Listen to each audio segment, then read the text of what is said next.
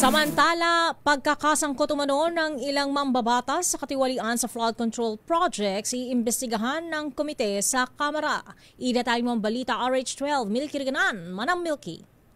Kasama sa iimbestigahan ng House Committee on Public Accounts ang alegasyon ng pagkakasangkot ng ilang mga mababata sa sinasabing katiwalian sa flood control projects. Ang kay Bicol Saraw Party List Representative Terry Ridon, chairman ng komite, ang hearing ay sisimulan sa susunod na linggo kung saan iimbestigahan din ang malawakang pagbaha sa Metro Manila noong kasagsagan ng habagat. Sabi ni Ridon, hindi palalagpasin ang alegasyon ng may ilang senador at kongresista umano ang sangkot sa maanumalyang proyekto.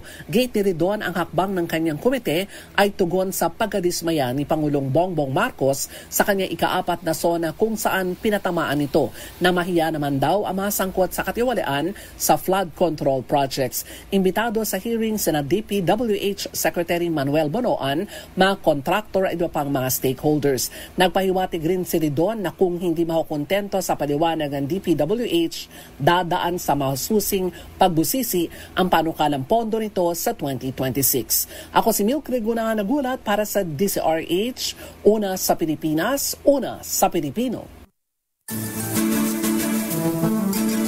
Maraming salamat, Manang Milky.